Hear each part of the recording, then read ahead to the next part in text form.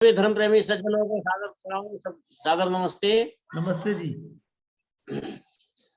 ओम वेदाहमेतं पुरुषं महांतं आदित्य वर्णं तमसः परस्तात् तमेव विदित्वात् मृत्युमेति नान्यपन्था विद्यते अयनाय। ओम शांति शांति शांति। ओम। धर्म प्रेमी सज्जनों, मातृशक्ति, आज मैं क्या हिंदू एक शब्द गाली है, इस पर विचार रखूंगा। जैसा कि आज आप वातावरण देख रहे हैं, हिंदू समाज का ही एक बहुत बड़ा वर्ग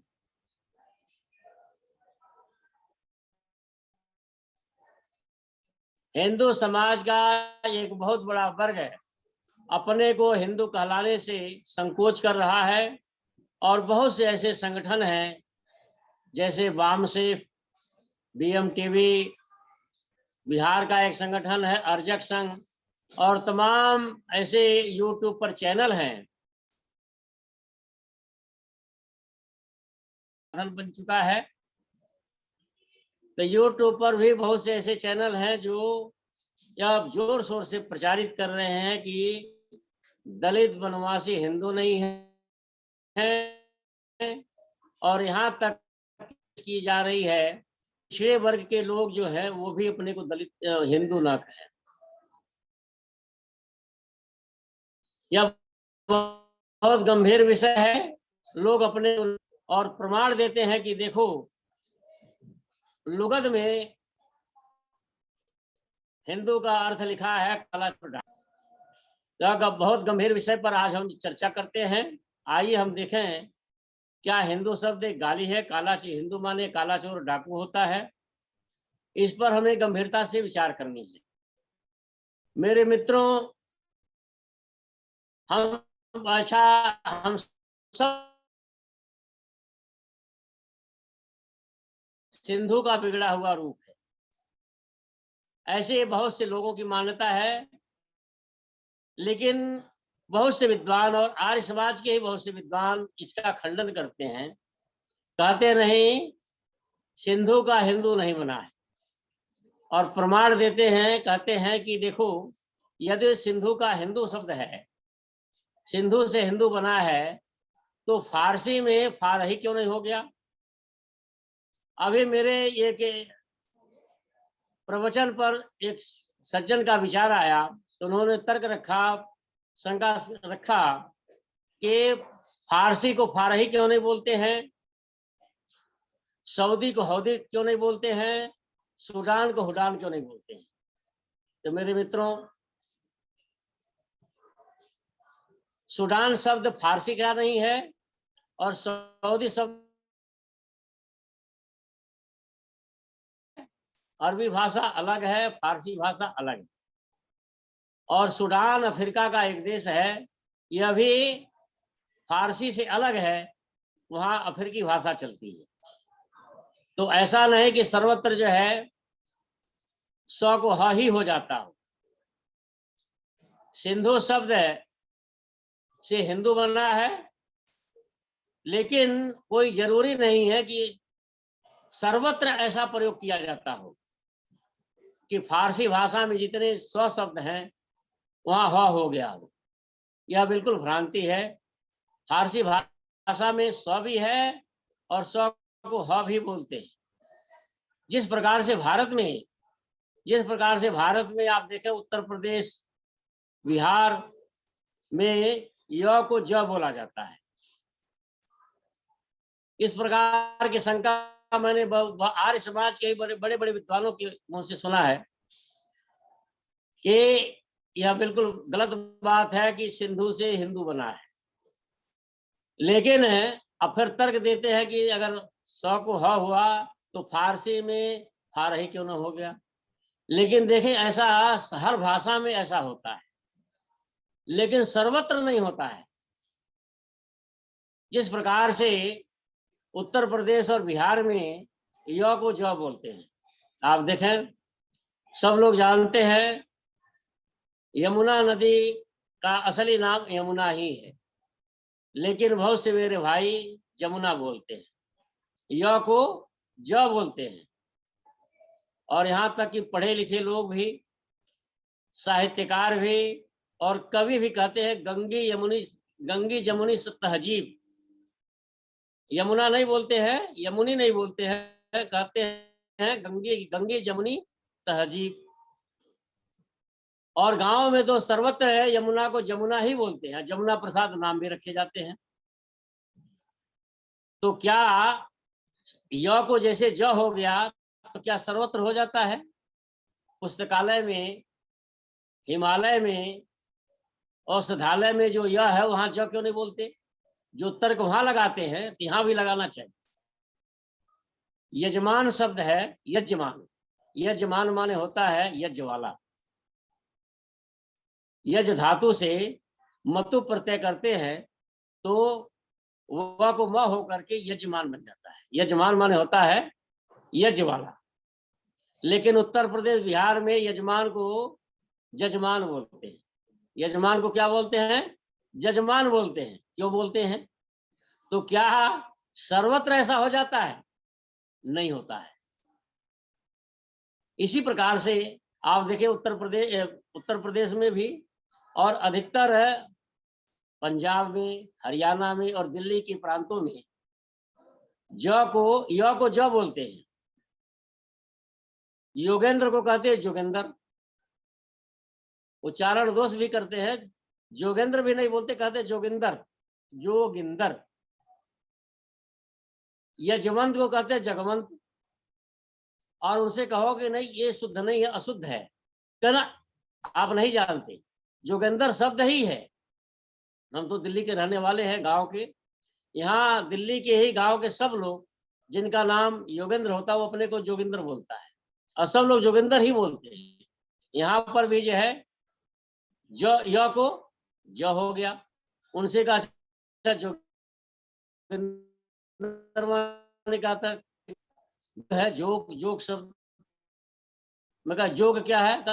अरे अरे अब बताइए, यहाँ योग को भी जोग कर दिया और जोग से जोगिंदर हो गया। जोगिंदर माने योग का स्वामी यानी योगी। तो इस तरह से हर भाषा में ऐसा होता है। बहुत से मेरे भाई जो शंका करते हैं कि नहीं ये गलत है, या बिल्कुल उनकी खुद स्वयं भ्रांति में है कि सिंधु का हिंदू नहीं बना है। इसके अलावा देखिए और भी बहुत से ऐसे शब्द हैं कि जो बिगड़ करके कुछ का कुछ हो जाता है। जैसे मुगल शब्द है, मुगल का मूल शब्द क्या है? मंगोल है। बाबर के पूर्वज मंगोलिया के रहने वाले थे, मंगोलियन थे, और वह मंगोल का बिगड़ करके क्या शब्द बन गया? मुगल बन गया। इसी तरह से और नाम भी कुछ का कुछ पड़ जाता है। जैसे आप देखें भारत में मुसलमानों को यमन कहा जाता है, भारत में मुसलमानों को यमन कहा जाता है। लेकिन यह ऐतिहासिक तथ्य है कि कोई भी मुसलमान, चाहे यहाँ का चाहे बाहर से आने वाला, या कोई आक्रमणकारी मुस्लिम यमन नहीं था। कोई भी मुस्लिम यमन नहीं था, क्योंकि यमन कहते हैं यूनान, और यूनान कभी मुस्लिम देश नहीं रहा। यूनान में प्राचीन काल में मुस्लिम नहीं थे, वहां से कोई यमन आया ही नहीं। सिकंदर यमन था, लेकिन कालांतर में जो पश्चिम से आक्रमण किया, भारत के लोग उसको यमन कहते रहे। तो भारत में जब मुसलमान आए तो मुसलमानों को यमन कहा जाने लगा, और बाद में संस्कृत भाषा में, आज भी संस्कृत भाषा में मुसलमानों, अब यमन मत की समीक्षा करेंगे, ये लिखा है। तो महर्षि दयानंद सरस्वती ने भी मुसलमानों को यमन लिखा है, जबकि यथार्थ तो यह है कि कोई भी मुस्लिम यमन नहीं, लेकिन ये रूढ़ हो गया। यमन शब्द जो है मुसलमानों के लिए रूढ़ हो गया। तो इस तरह से हम देखते हैं, तो यह शब्द जो है सिंधु से हिंदू बना है। कैसे बना है? कि फारसी भाषा में प्रायः 100 को ह बोलते हैं, और इसके प्रमाण जो है हम देखते हैं बहुत तमाम। अब अगर फारसी भाषा का आप अध्ययन करें, फारसी भाषा क्या है, फारसी भाषा का जो व्याकरण है वो संस्कृत भाषा से बिल्कुल मिलता जुलता है। आप देखेंगे जिस प्रकार से संस्कृत में विभक्तियां होती हैं, वचन होते हैं, एक वचन, द्विवचन, बहुवचन होते हैं, विभक्तियां होती हैं, कारक होते हैं, ठीक उसी प्रकार से वही व्याकरण फारसी भाषा में भी, वहां पर भी एक वचन द्विवचन होता है और उसी प्रकार से विभक्तियां होती है। जैसे राम का हम रूप पढ़ते हैं, राम रामो रामा, रामम रामो रामान, इसी प्रकार से फारसी में भी है। और फारसी भाषा में जितने संस्कृत के शब्द हैं उतना और किसी भाषा के शब्द नहीं है। संसार के जितनी भी भाषाएं हैं, भारतीय भाषाओं को छोड़ करके जितनी भी विदेशी भाषाएं हैं, सबसे ज्यादा संस्कृत के शब्द फारसी भाषा में। प्रमाण के रूप में देखिए आप, हम कहते हैं सुमतम, फारसी भाषा में कहते हैं हुमतम। अच्छे विचार को, अच्छे मत को कहते हैं, हम कहते हैं सुमतम, वो कहते हैं हुमतम। अब बताइए, अब देखा जाए दोनों का अर्थ, अब कोई कह सकता नहीं ये संस्कृत की नकल नहीं है या संस्कृत अब भ्रंश नहीं है। तो जब दोनों का अर्थ मिलता हो तब तो प्रमाणित हो जाता है, या तो फारसी से संस्कृत में आया, फारसी संस्कृत से फारसी में गया। लेकिन फारस वाले स्वयं कहते हैं कि हम भारत से आए हुए हैं। ईरान में यहाँ तो लोगों के, कुछ भारतीय लोगों ने भी भ्रांति में आकर के लिख दिया यार विदेशों से आए, जबकि ईरान में यह पढ़ाया जाता, जबकि मुस्लिम देश है, और आज भी वहां पर यह पढ़ाया जाता है कि हमारे पूर्वज भारत से, आर्यावर्त से आए और हम भी आर्याणम पुत्र, हम भी आर्यों के पुत्र हैं। यह ईरान में आज भी पढ़ाया जाता, जिस बात से सिद्ध होता। और जो बौद्ध लोग आप देखेंगे, आज नवीन जो बौद्ध हैं, यह दुष्प्रचार करने में लगे हुए हैं कि संस्कृत भाषा ये 1500 साल पुरानी है। देखिए बात कहां से कहां, मतलब कितना दुष्प्रचार किया जा रहा है, और आर्य समाज भी और हिंदू समाज भी इस पर चुपचाप बैठा हुआ है। इसमें भी कुछ कारण है, चुप होने का भी कुछ कारण है, क्योंकि द्वेष न बढ़े, ज्यादा विवाद न हो, नहीं तो विवाद से नफरत बढ़ती जाती है, दूरियां बढ़ती है। इसमें भी संघ का भी, आर्य समाज का भी जो सोच है वो बहुत बुद्धिपूर्वक है कि इसको ज्यादा विवादित करना ही नहीं चाहते। लेकिन वो लोग जिस प्रकार से इस बात को बढ़ावा दे रहे हैं, आप यूट्यूब पर देखेंगे, यूट्यूब पर जाइए, इनके चैनल खोल, साइंस जर्नी एक चैनल है जो सर्वत्र महर्षि दयानंद सरस्वती के ऊपर ऐसे ऐसे झूठे आरोप लगाता है, उल्टे सीधे शब्दों का प्रयोग करता है, अपमानजनक शब्दों का प्रयोग करता है, बड़ा दुख होता है। इसलिए मैंने भी प्राय करके अपने YouTube चैनल पर इन्हीं लोगों का उत्तर ज्यादा देता हूं। तो आप देखेंगे YouTube पर ऐसी ऐसी बातें भगवान राम के बारे में, कृष्ण के बारे में और सभी महापुरुष। अभी तो अब देखिए, अब सीता जी के बारे में भी, राम के बारे में तमाम विवाद चल रहा है। कल का मेरा प्रवचन सीता जी के ऊपर होगा, क्या सीता जी का पुनर्वनवास हुआ था। तो आज जो है बहुत जोर शोर से प्रचार किया जा रहा है कि संस्कृत भाषा प्राचीन नहीं है, पाली भाषा से बाद में बनी है, और हिंदू धर्म जो या वैदिक धर्म जो है यह भी गौतम बुद्ध के बाद प्रचलित हुआ। देखिए इस प्रकार का दुष्प्रचार बहुत तेजी से फैलाया जा रहा है, और देख रहे हैं अभी 10,000 हिंदू बौद्ध बने। तो इस तरह से दुष्प्रचार इतना तेजी से फैलाया जा रहा है और आर्य लोग चुप हैं। जबकि देखिए कितना कितना जो है फारसी भाषा में संस्कृत के कितने शब्द हैं। सुक्तम, हम कहते हैं सुक्तम यानी अच्छा कहा, तो उसको कहते हैं हुक्तम। सुकृतम, अच्छा कार्य किया तो कहते हैं, हम संस्कृत में कहते हैं सुकृतम।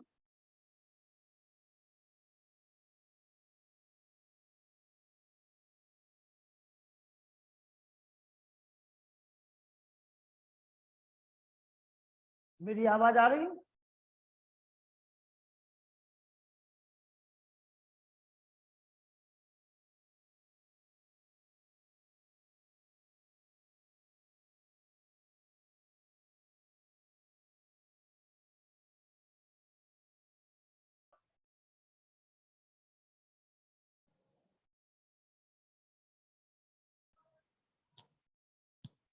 हाँ बोलो आचार्य जी, आवाज आ रही है, आचार्य जी आवाज आ रही, बोलो।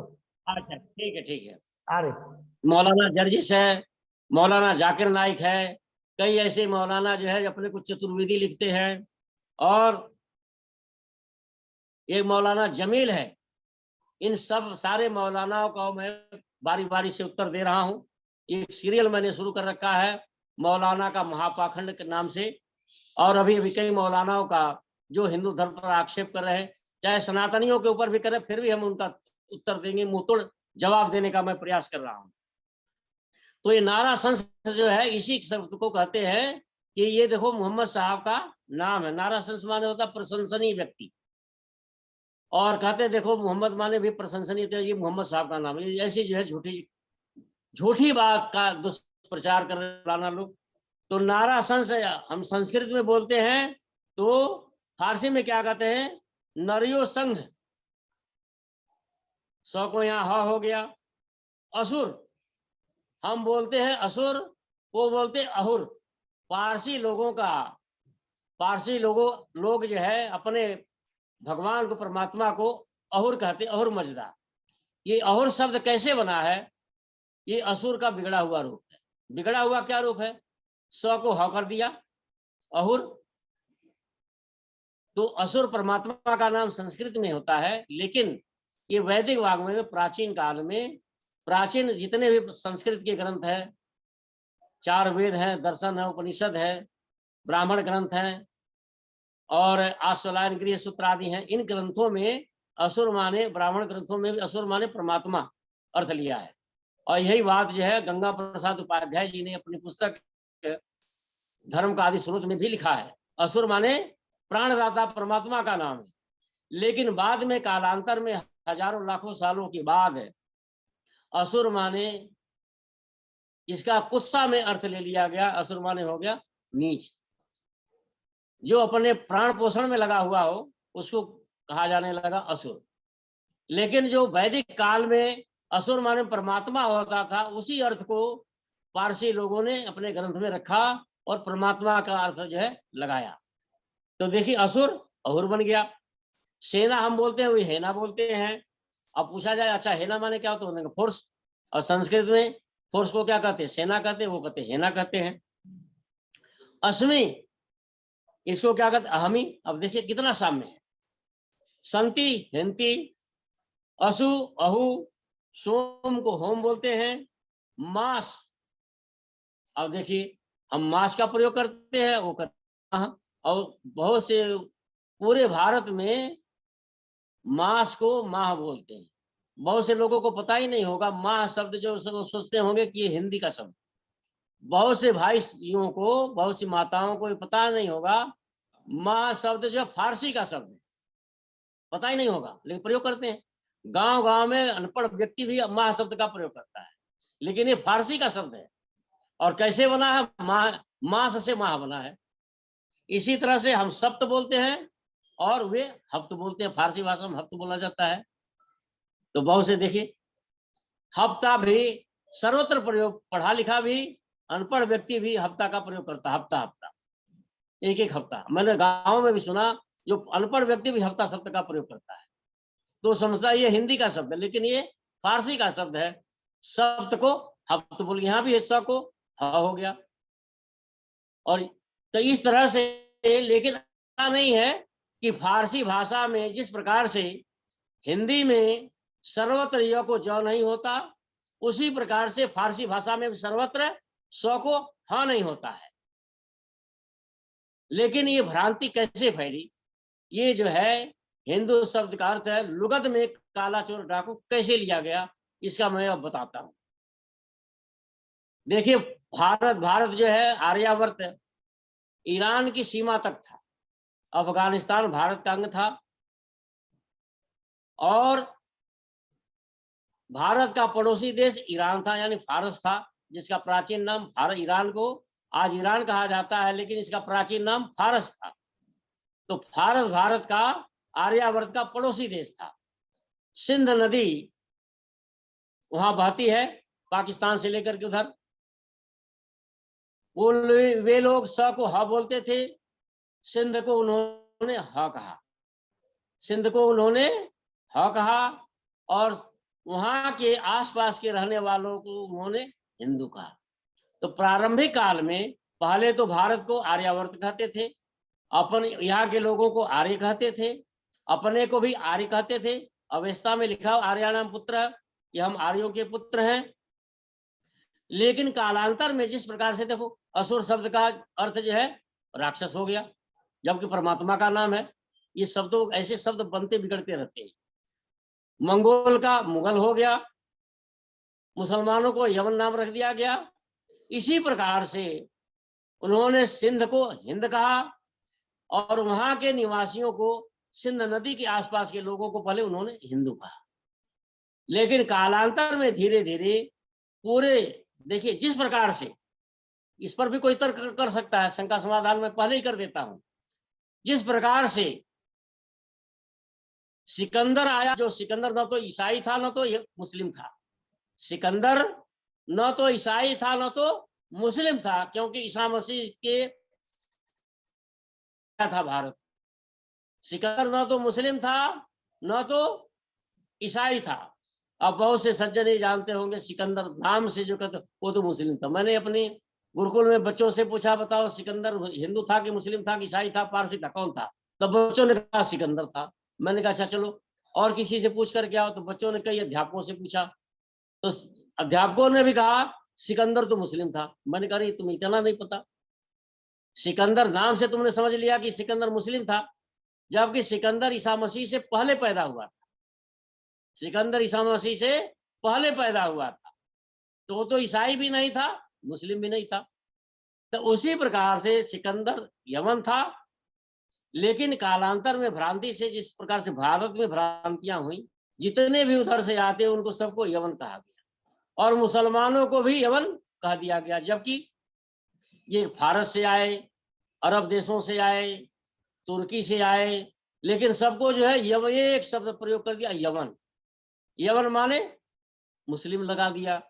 उसी प्रकार से देखो, उसी प्रकार से पहले सिंधु नदी के किनारे बसने वाले लोगों को पारसी लोगों ने हिंदू कहा। तो हिंदू माने उन्होंने काला चोर डाकू अर्थ नहीं लगाया, काला चोर डाकू अर्थ नहीं लगाया था, आर्य ही अर्थ लेते थे। हिंदू माने आर्य ही अर्थ लेते थे। लेकिन बाद में धीरे धीरे जिस प्रकार से सिकंदर को यमन कहा, सिकंदर यमन था, लेकिन मुसलमानों को भी जो है क्या कह दिया, यमन।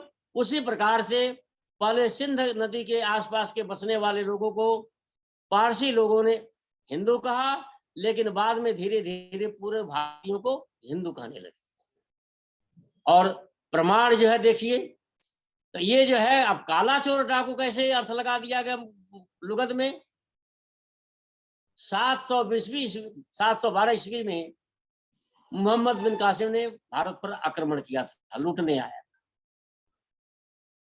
उसके पहले फारस का खलीफा के व्यापारी सिंध आए थे, वहां पर कुछ डाकुओं ने उनको लूट लिया।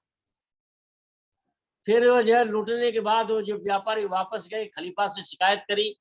फिर खलीफा ने बोला कि जाकर के सिंध के वहां के जो है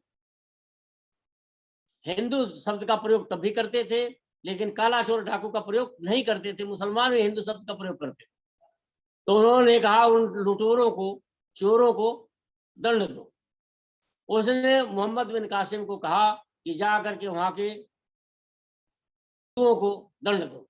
अब जो है उन कुछ लोगों के कुत्सित प्रयास के कारण से मोहम्मद बिन कासिम और उसके सैनिकों ने यहाँ के लोगों को हिंदू कहा और उसका अर्थ लगा दिया काला चोर डाकू। और फिर जो है धीरे धीरे ये बात जो है प्रचलित कर दी, हिंदू माने होता है काला चोर डाकू, और फिर अपने लुगत में लिख दिया का हिंदू माने काला चोर डाकू। लेकिन मुसलमान भी मोहम्मद बिन कासिम के आने के पहले मुसलमान भी हिंदू माने काला चोर डाकू नहीं अर्थ लगाते थे। क्यों? क्योंकि इसका भी प्रमाण है। आप देखें मोहम्मद साहब की 12 बीवियां थी, उसमें उनकी एक बीवी का नाम था हिंदा था, उनकी एक बीवी का नाम हिंदा था। और कोई भी व्यक्ति अपने बेटी का नाम यदि हिंदू माने काला चोर डाकू हो तो हिंदा नहीं रख सकता। इसके अलावा मोहम्मद साहब की 2 हदीस है। एक में उन्होंने कहा है, एक बार कहा कि हिंद से मुझे रब्बानी की खुशबू आती है। मैंने ये कई जगह पढ़ा है, मैं 7वीं क्लास में पढ़ता था, वहां पर भी मैंने पढ़ा था बहुत पहले, मेरे ख्याल से सन 70-72 की बात होगी, कि लिखा था कि मोहम्मद साहब ने भारत की बड़ाई करते हुए कहा था, हिंद से रब्बानी की खुशबू आती है, यानी ईश्वरी सुगंध आती है। तो वहां हिंदू माने क्या, मोहम्मद साहब ने काला चोर डाकू अर्थ लिया था? नहीं मेरे मित्र, ये बिल्कुल भ्रांति युक्त बात है, बिल्कुल गलत बात है। और फिर प्रमाण के रूप में अभी एक कनाडियन पाकिस्तान के मुस्लिम हैं, तारिक अहमद, जो भारत का बहुत समर्थन करते हैं, भारत का बड़ा सम्मान करते हैं, बंटवारे का बड़ा विरोध करते हैं, और मुसलमान उनका बड़ा विरोध करते हैं। उन्होंने कहते हैं कि देखो, प्रोफेट ने की एक हदीस है, उन्होंने कहा था कि मैं नहीं हूं, मोहम्मद साहब ने कहा था मैं हिंद से नहीं हूं, लेकिन हिंद मेरे में है, हिंद मेरे हृदय में बसा हुआ है। अब इसका क्या मतलब हुआ? तो क्या मोहम्मद साहब ने काला चोर डाकू अर्थ लगाया था?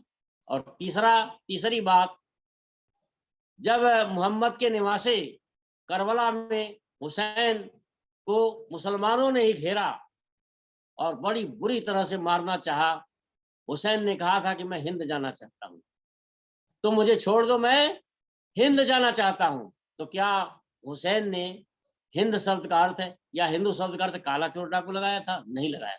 मेरे मित्रों, यह मुसलमान भी, मोहम्मद बिन कासिम के आक्रमण के पहले मुसलमान भी हिंदू शब्द का अर्थ आर्य ही लेते थे, हिंदू शब्द का अर्थ आर्य ही लेते थे, हिंदू शब्द का अर्थ श्रेष्ठ लेते थे। लेकिन मोहम्मद बिन कासिम के जो स्वयं लुटेरा था, भारत लूटने आया और लुटेरों को रास्ता दिखाया, उसने, उन नीच ने, मोहम्मद बिन कासिम नीच ने हिंदू शब्द का अर्थ जो है काला चोर डाकू लगा लिया। फिर धीरे धीरे जो है ये लुगत में और सर्वत्र प्रचलित कर दिया, हिंदू माने काला चोर डाकू होता।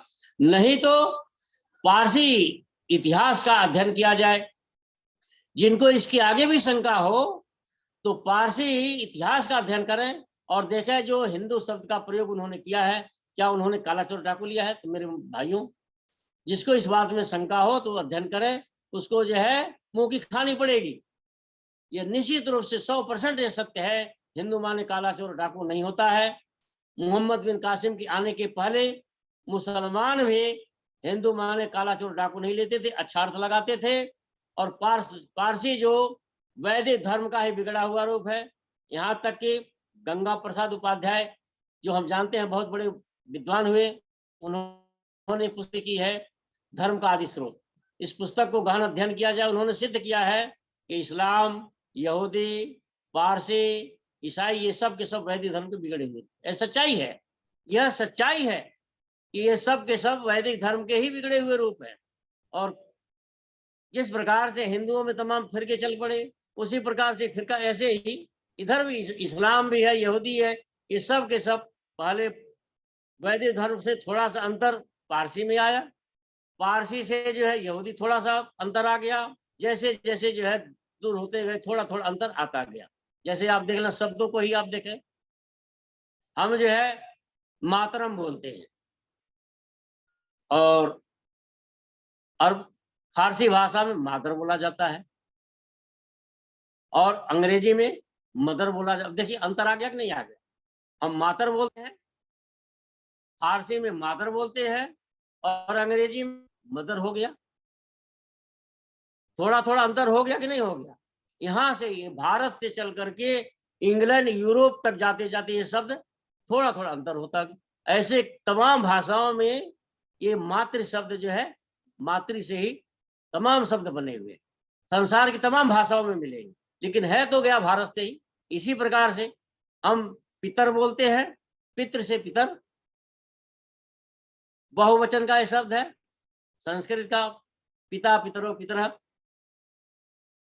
और फारसी में क्या बोलते हैं? पितर बोलते हैं। देख लीजिए, तो को द बोलने लगे, थोड़ा सा उच्चारण में उच्चारण दोष से भी ऐसा हो जाता है। और अंग्रेजी में फादर बोलते हैं। हम जो है संस्कृत में दोहित्री शब्द है, दोहितर बोलते हैं बेटी को, पुत्री को, और फारसी में क्या दुख्तर बोलते हैं, और उसमें अब देखिए, और अंग्रेजी में डॉटर बोलते, मिलता जुलता है कि नहीं है?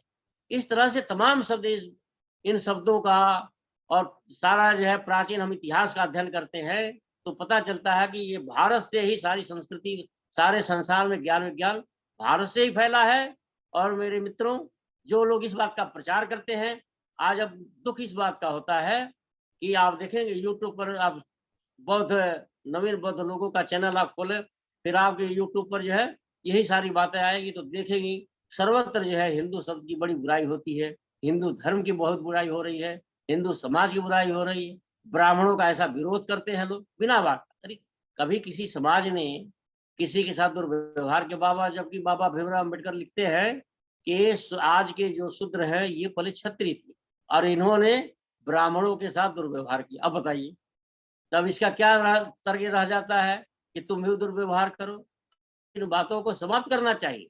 किसी ने किसी के साथ दुर्व्यवहार किया तो भूलने में भलाई है कि उसको खोदने में भलाई। जो कब्र खोदते हैं ये नासमझ लोग हैं, जो संसार में या समाज में नफरत फैलाते हैं, ये सब लोग नासमझ। मेरे मित्रों, हम सबको देखिए भलाई इसी में है कि जो पुरानी बातों को छोड़ो, जो हो गया सो हो गया। कभी ब्राह्मणों ने शूद्रों को सताया, कभी शूद्रों ने जो क्षत्रिय थे ब्राह्मणों को सताया, कोई किसी को सताया, कोई किसी की, बातों को छोड़ देना चाहिए। समझदारी तो इसी में है, भलाई इसी में है, देश की भलाई है, हमारी भी भलाई है कि हम सब लोग को मिल करके रहना चाहिए। कभी किसी ने, देखो ब्राह्मणों में भी कभी ब्राह्मणों ने कुछ अत्याचार किया, मनुस्मृति में प्रक्षेप किया, लेकिन इन्हीं ब्राह्मणों में भी ऐसे ऐसे महापुरुष पैदा हुए जो इनके भले के लिए क्या से क्या नहीं किया। महर्षि दयानंद सरस्वती हुए और तमाम ऐसे लोग हुए जो दलित भाइयों के लिए क्या से क्या नहीं किया। उच्च वर्ग के लोगों में कितने ऐसे ऐसे महापुरुष हुए कि जो उनके लिए क्या से क्या नहीं किया।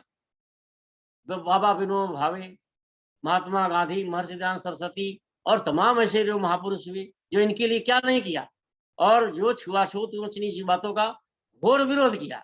और क्या कोई जरूरी है कि दलित का दुश्मन दलित नहीं होता है? कोई गारंटी ले सकता है? कोई गारंटी ले सकता है कि दलित का दुश्मन दलित नहीं होता है? अभी हमारे पड़ोस में एक दलित को दूसरे दलित ने मार दिया। अब बताओ क्यों मार दिया? हम देखते हैं कि अपने जाति के लोग अपनी जाति के दुश्मन होते हैं।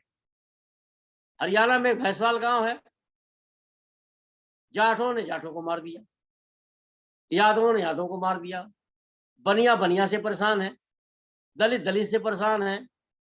तो इन बातों को, ये जो है छोटे लोगों की सोच है कि ये हमारी बिरादरी का है, ये हमारा जो है रक्षक है। लेकिन सच्चाई तो यह है कि अपनी बिरादरी के लोग ज्यादा हमें परेशान करते हैं।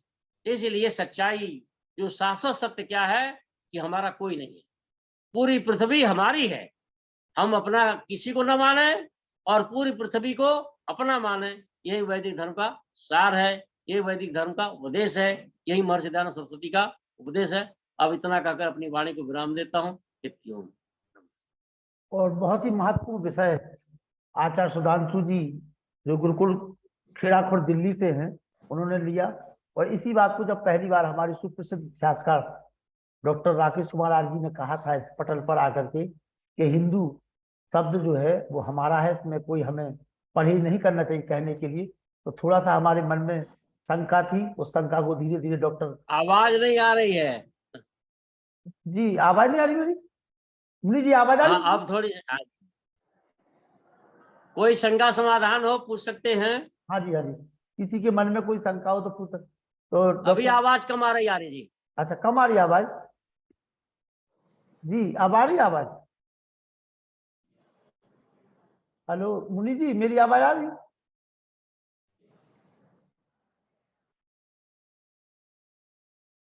आ रही ना आवाज? आ रही मुनि जी?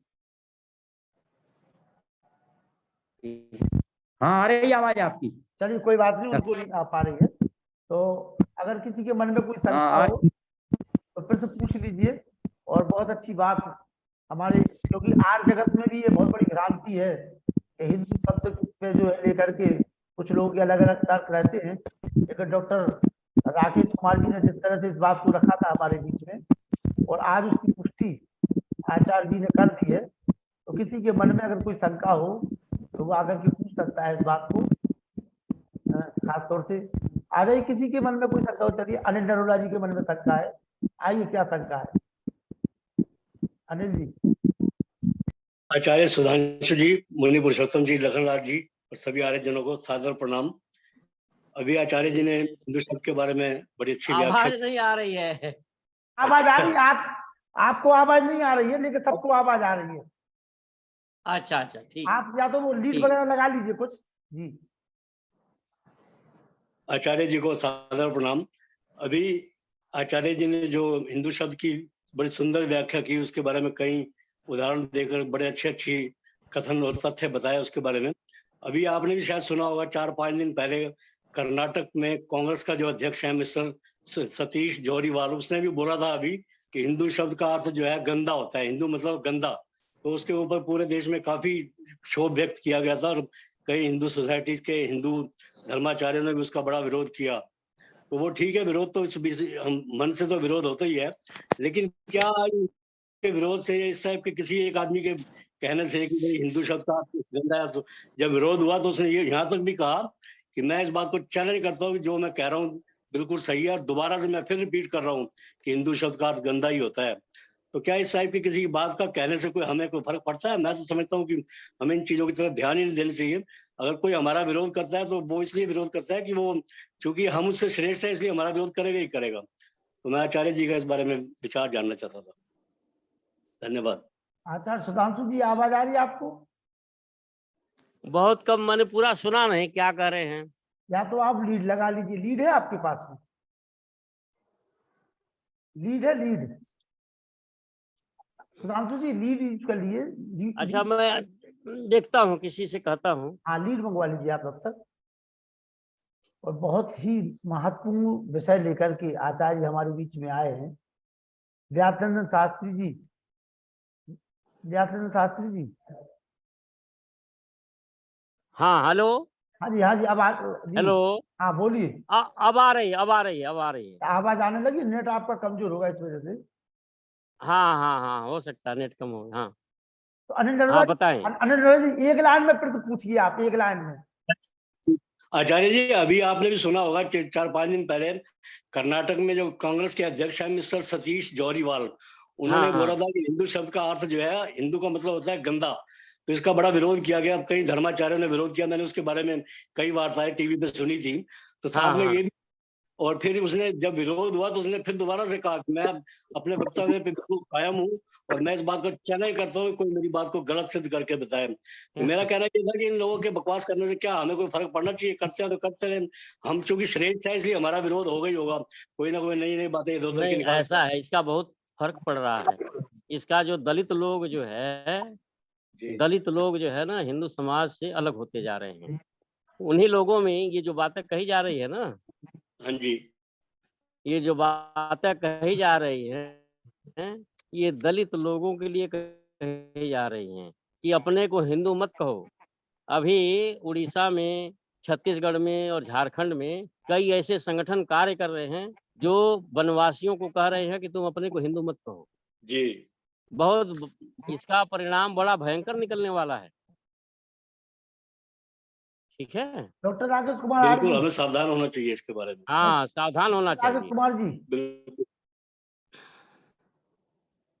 डॉक्टर राकेश कुमार जी। कोई ऐसा चैलेंज देता है, मैं उसके चैलेंज को स्वीकार करता हूँ। आर्य जी, जी हेलो। हाँ, आवाज आ रही है आपकी जी। हाँ हाँ हाँ, कोई चैलेंज देता हो तो मैं उसके चैलेंज को चलिए, स्वीकार करता हूँ आर्य जी। धन्यवाद धन्यवाद। मैं निवेदन करूंगा, doctor Rakesh Kumar R G ने, जिन्होंने इस पटल पर पहली बार इस प्रश्न को रखा था, और उस समय हमें थोड़ा थोड़ा विश्वास, थोड़ा थोड़ा हो रहा था उनकी बात पे विश्वास, लेकिन अब जो है फिर जब हमारी डॉक्टर राकेश कुमार जी से दोबारा बात हुई इस संबंध में, तो उन्होंने कहा लखन जी का भी मौका मिलेगा तो इसको डिटेल में हम बताएंगे। और आज आचार्य सुधांशु जी ने उसको रख करके इस विषय की पुष्टि भी कर दी है। अब दो लोगों की बात पक्की हो जाती है 1 और 1 11 होते, इसी प्रकार से डॉक्टर राकेश कुमार आर्य और सुधांशु जी 1 और 1 11 हो गए हैं। तो मैं निवेदन करूंगा डॉक्टर राकेश कुमार आर्य से कि आप भी इसी विषय को और आगे बढ़ाएं। यदि आपका समर्थन मिल जाए तो 111 ना हो जाएंगे? हाँ बिल्कुल हो गया, बिल्कुल हो जाएगी। जी जी जी, मिल गया, अब मिल गया, आपसे मिल गया, फाइनल हो गया। आप हम भी बहुत बड़ी भ्रांति में थे। परम आदरणीय आचार्य श्री को मैं सुन रहा था, सुधांशु जी को, उन्होंने बहुत अच्छे ढंग से इस बात को, भ्रांति को समूल नष्ट करने का प्रयास, वंदनीय प्रयास किया है। इसके अतिरिक्त आज के पटल पर विराजमान सभी धर्म मूर्तियों को भी हृदय से नमन करता हूं। आदरणीय अनिल जी का मैंने भी, नरुला साहब का सुना था, सत्य के ग्रहण करने और असत्य के छोड़ने में सर्वदा उद्यत रहना चाहिए। ये महर्षि धनंजय जी का हमारे लिए एक आदेश है, उपदेश भी है, संदेश भी है और आदेश भी है। सुधांशु जी देश काल परिस्थिति के अनुसार एक बेहतरीन विवेचन हमारे समक्ष प्रस्तुत कर रहे थे। देश काल परिस्थिति में इसलिए कह रहा हूं कि यदि आज भी हम उन चीजों को पकड़े रहे तो भारी विनाश की संभावनाएं जो भी प्रकट की जा रही थी, उनके घटित होने में, उनके पूर्ण होने में देर नहीं लगेगी। इतिहास की सच्चाई यही है जो आज बताई गई है।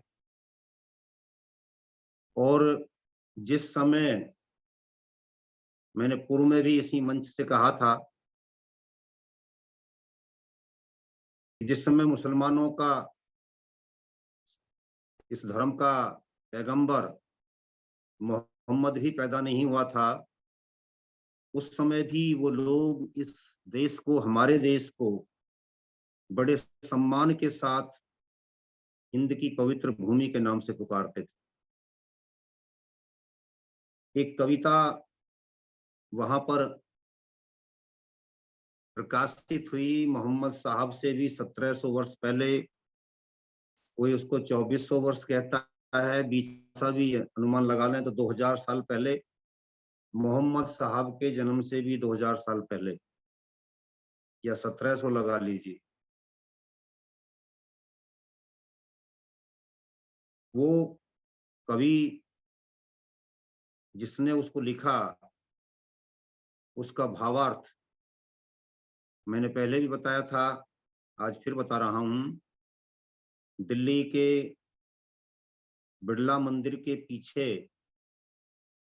उसी के साथ लगती हुई एक, वहां पर पार्क है, उस पार्क में यज्ञशाला है। उस यज्ञशाला के उत्तर पश्चिमी पिलर पर, स्तंभ पर, वो कविता ज्यों की त्यों आज भी लिखी हुई है। पुरुषोत्तम नागेश शोक जी ने उसको आधार बना करके लेख लिखा है, और भी बहुत सारे प्रमाण उसमें दिए हैं, जिन प्रमाणों से यह सिद्ध होता है कि मोहम्मद साहब स्वयं ही एक हिंदू पुजारी की संतान थे।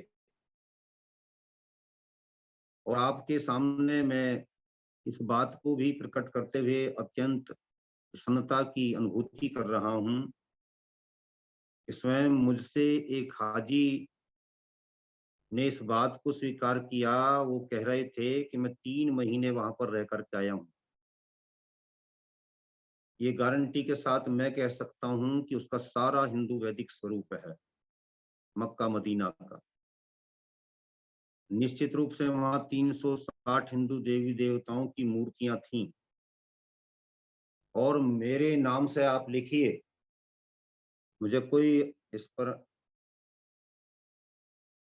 प्रॉब्लम नहीं है, कोई दिक्कत नहीं है। मैंने उनका इंटरव्यू उनके नाम से छापा था, आज भी वो मेरे संपर्क में है। उन्होंने इन बातों की पुष्टि की थी। उन्होंने ये भी बताया था कि वहां पर शिव जी की मूर्ति है, जिस पर आजकल ये लोग जाकर के कंकड़ मारते हैं, शैतान शिव स्थान से बिगड़ करके, शिव स्थान से बिगड़ करके शैतान हो गया। शैतान को पत्थर मारो।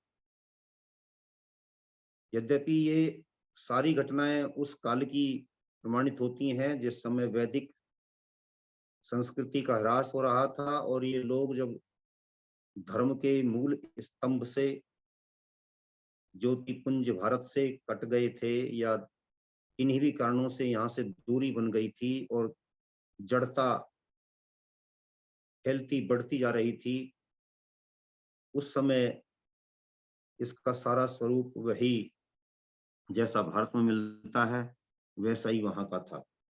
मोहम्मद शाह स्वयं एक हिंदू पुजारी की संतान था, तो उसने, उस कवि ने, लबी, शॉर्ट में उसका नाम है, हे हिंद की पुण्य भूमि तू धन्य है क्योंकि ईश्वर ने अपने ज्ञान के लिए तुझे चुना। और इसके बाद भी वह रुकता नहीं है बल्कि वह चारों वेदों की प्रशंसा करता है। चारों वेदों की प्रशंसा करते हुए भी उसने उस कविता को पूरा लिखा है। मैं किस दिन फिर प्रसंग में उस सारी कविता को आपको सुनाऊंगा। उसने उसमें सारा बताया है कि ऋग्वेद में ये है, यजुर्वेद में ये है, सामवेद में ये है, अथर्ववेद में ये है। इससे पता चलता है कि उन लोगों का भारत के प्रति कैसा श्रद्धा का भाव था और वो हिंदू शब्द को हमारे लिए गाली के रूप में प्रयोग नहीं करते थे, कि बहुत ही श्रद्धा के साथ हिंद की पवित्र भूमि, हिंद की पावन भूमि ऐसा कह करके सम्मानित करते थे। मोहम्मद साहब ने भी स्वयं इस पुण्य भूमि की, इस पवित्र भूमि की, वेदों की इस पवित्र भूमि की प्रशंसा की है, जैसा कि अभी आचार्य श्री बता भी रहे थे।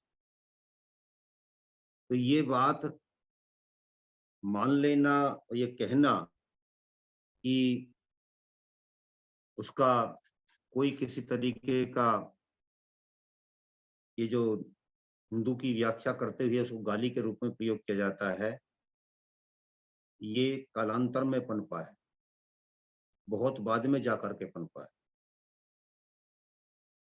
एक बात होती है स्वाभाविक रूप से कि यदि कोई किसी के नियंत्रण में लेने के बावजूद भी उस अधीनता स्वीकार नहीं करता है और वह अपने आप को स्वतंत्र बनाए रखने में कामयाब होता जाता है, तो ऐसे लोगों को कई बार ईर्ष्यावश भी लोग कुछ का कुछ अर्थ उसका लगा देते हैं, बड़ा नीच है ऐसा। तो हिंदुओं से क्योंकि इनका संघर्ष सदियों तक रहा है, मुसलमानों का, अरब वालों का, और हिंदू ने सैकड़ों सालों के बाद भी अपने अस्तित्व को बचाए रखने में सफलता प्राप्त की, तो वो ईर्ष्यावश चिढ़कर अगर किसी ने उसका कहीं अर्थ ये लिख दिया तो वो उनका कोई वैज्ञानिक अर्थ नहीं था, वो तार्किक, बौद्धिक, व्याकरणिक अर्थ नहीं था। हम मानते हैं कि हमारी पुरानी संज्ञा आर्य है और आर्य शब्द प्राचीन भी है, वैज्ञानिक भी है, वैज्ञानिक भी है, तार्किक भी है, हमारे लिए उचित भी है, परंतु हिंदू भी हमारे लिए कोई गाली नहीं है। क्षितिज वेदालंकार जी ने इस पर तयनिका नाम की पुस्तक में कई लेख लिखे हैं।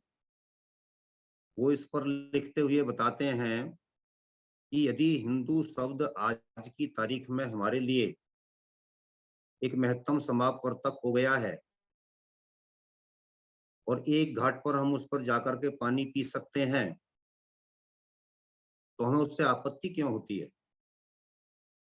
हम उस पर लड़ें क्यों?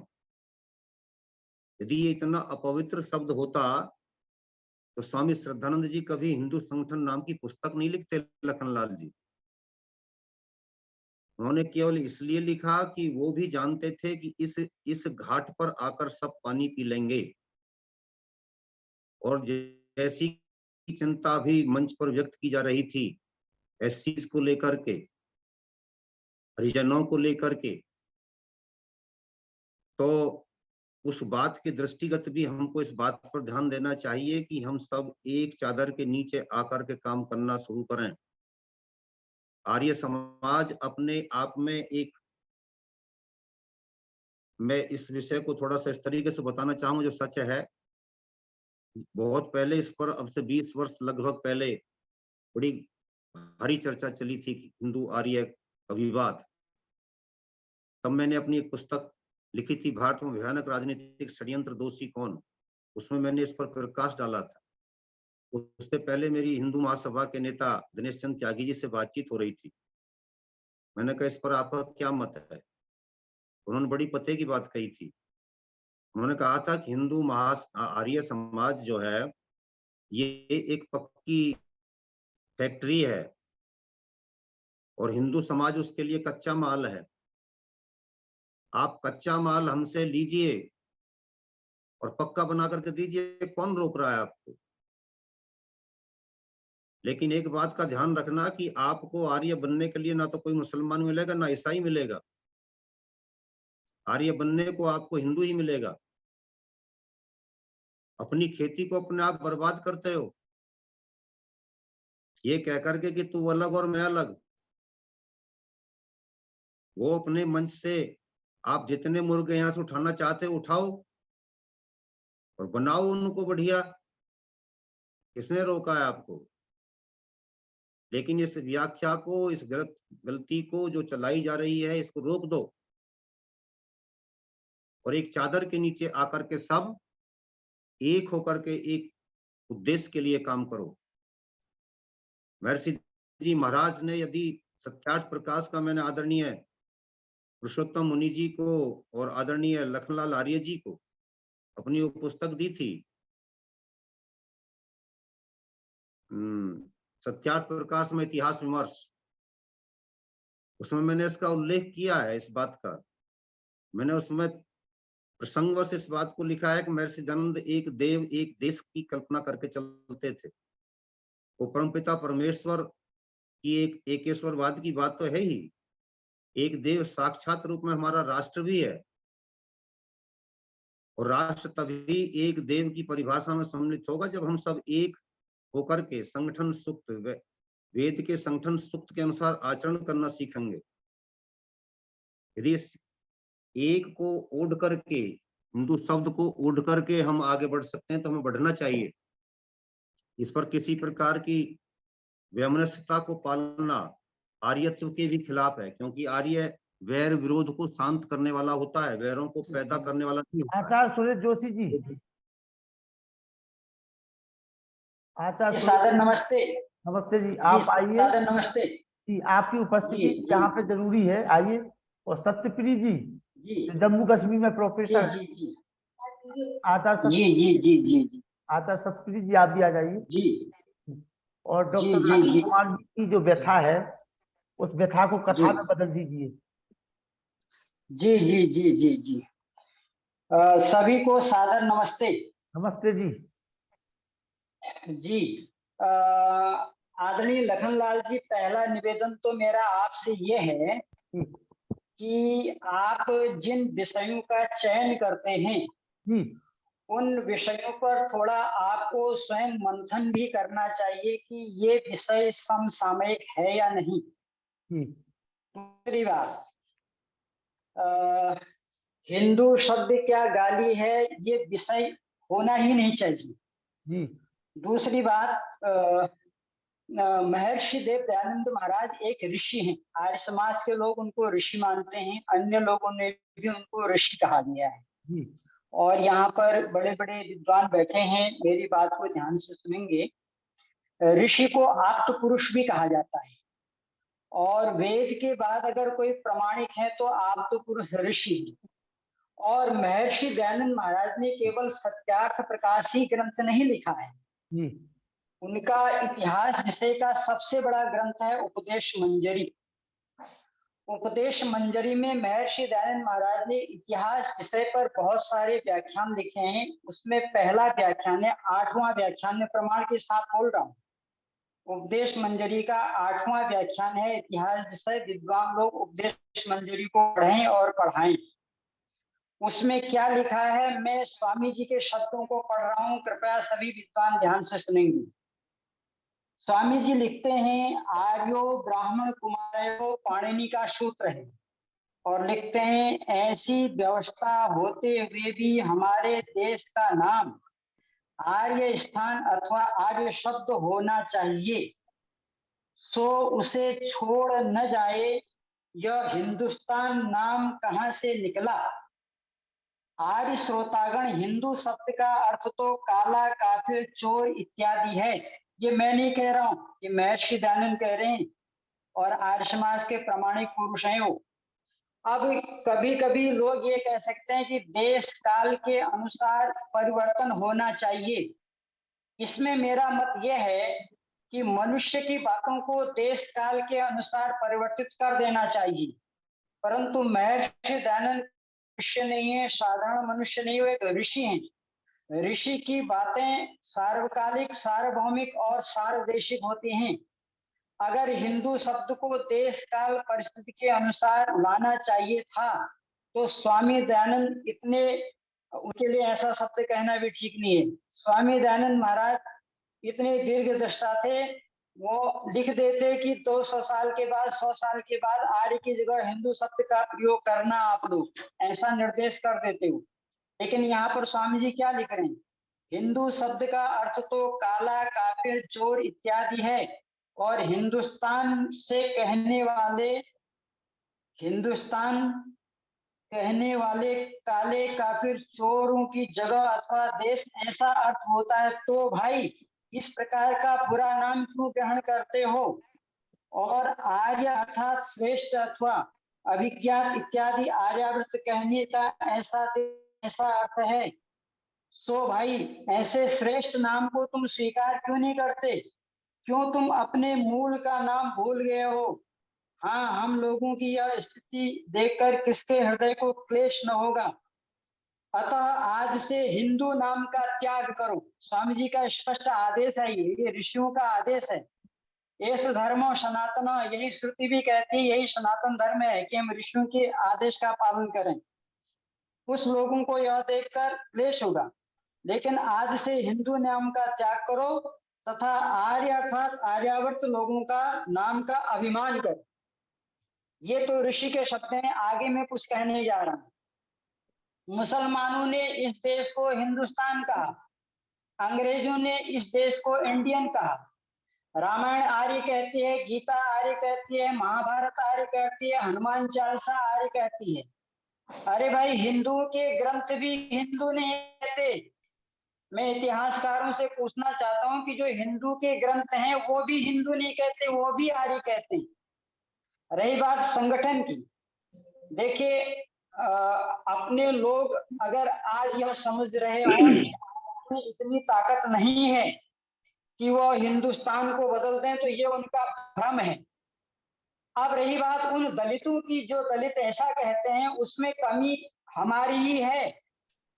आपको मालूम होना चाहिए, दुनिया का हर दलित आर्य समाज के इतिहास को पढ़ के ही कहता है हम हिंदू नहीं हैं। आप किसी भी दलित के पास जाइए और आर्य समाज की के कोटेशनों को, आर्य समाज के वाक्यों को, आर्य समाज के उपदेशों को वो दोहराता है, बस मंच उनका होता है और अपने मंच पर भी वो बात आर्य समाज की ही कहते हैं। इससे यह भ्रम है कि दलित लोग ऐसा कहने लगे हैं और वो हिंदू से अलग हो जाएंगे। व्यासनंद शास्त्री जी, जी जी, आज 2 मिनट के लिए व्यासनंद शास्त्री जी, फिर डॉक्टर राकेश कुमार जी से समाधान लेंगे। धन्यवाद डॉक्टर राकेश कुमार शास्त्री जी, नमस्ते। जी। बड़ा अच्छा विषय चल रहा है। हमारे सम्माननीय आज के और प्रत्येक दिन के संयोजक आदरणीय आर्यरत्न लखनलाल जी आर्य और आज के मुख्य वक्ता सुधांशु पंडित आचार्य सुधांशु जी, गुरुकुल, और उसके अलावे आदरणीय इतिहासकार राकेश कुमार आर्य जी, और अभी हमारे मित्रवर आचार्य सुरेश जोशी जी का व्याख्यान श्रवण कर रहा था। मैं तो बाहर था, आ रहा था रास्ते में, लेकिन सुनता गया, बीच में फोन आते रहे। खैर कुछ भी हो, विचार उत्तम चल रहा है। और जहां तक आर्य और हिंदू की चर्चा हो रही है, वस्तुतः हम सबों को महर्षि स्वामी दयानंद सरस्वती के विचारों को ही लेकर चलना चाहिए, इसी में दूरगामी दृष्टि का हित है, क्योंकि जब हम हिंदू कहते हैं तो मुसलमान हिंदू का आपस में टकराव शुरू हो जाता है। क्योंकि मेरा अपना खास अनुभव मैं बताता हूँ, कई बार मैं मुस्लिम समाजों के द्वारा बुलाया गया और वहां पर हिंदू कह के नहीं बुलाया गया, बल्कि आर्य समाज के, और मैंने कहा भी कि अब हिंदू नेता मत कहना, आर्य समाज के उपदेशक व्यासनंदन शास्त्री प्रवचन करेंगे तब मैं जा सकता हूं, अन्यथा हिंदू कह के बुलाओगे तो मैं कदापि नहीं जा सकता। तो उन लोगों ने कहा नहीं बहुत अच्छा है। मैं वहां पर पहुंचा और वेद मंत्रों से मैंने पूरा प्रमाण दिया, रामायण से, महाभारत से, गीता से, तमाम जगह से मैंने प्रमाण पूर्वक कहा और कहा कि आप भी आर्य हो।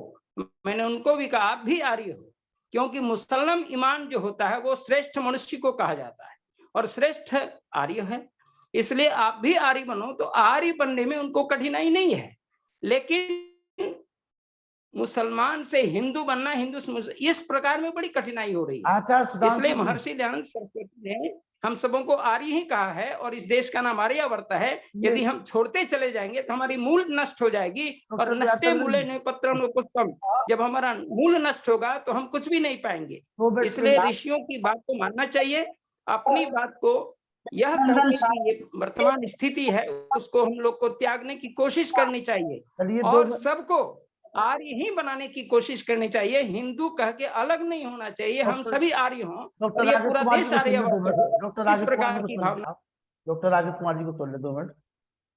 जी बोलिए डॉक्टर जी। अभी सुधांशु जी जो बोल रहे थे कि इस देश को आर्य इंडिया अंग्रेजों ने कहा और ये उन्होंने कहा, मुसलमानों ने हिंदुस्तान कहा।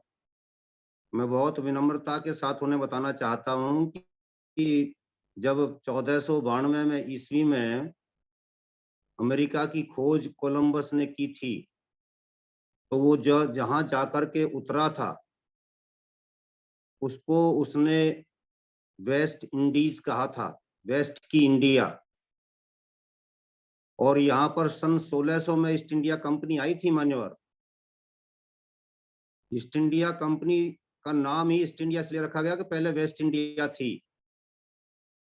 अंग्रेजों से पहले इसको इंडिया कहते थे, और जब अंग्रेजों का बाप भी नहीं था ना, जो इनका ईसा मसीह है, उससे पहले वह मेगास्थनीज यहाँ पर आया था और उसने इसका नाम इंडिया दिया था 326 ईसा पूर्व सिकंदर के साथ। और पुस्तक आज भी मिलती है। तो अंग्रेजों के लिए कहना कि इसको इंडिया कहा जाता था, ये शब्दांतर का खेल है सारा। और इसी तरीके से हिंदू शब्द, मैं फिर कह रहा हूं, किसी दिन लंबी विषय रखें इसको लखनलाल जी। जी बिल्कुल। संकीर्ण काम के जीने से काम नहीं चलेगा। स्वामी श्रद्धानंद जी को मार दिया, वो उन मुसलमानों को आर्य तो बना रहे थे, वो आर्य बनने के लिए कितनी जल्दी तैयार हो जाएंगे आपको मालूम हो जाएगा। वो हिंदू बनने को तैयार नहीं है,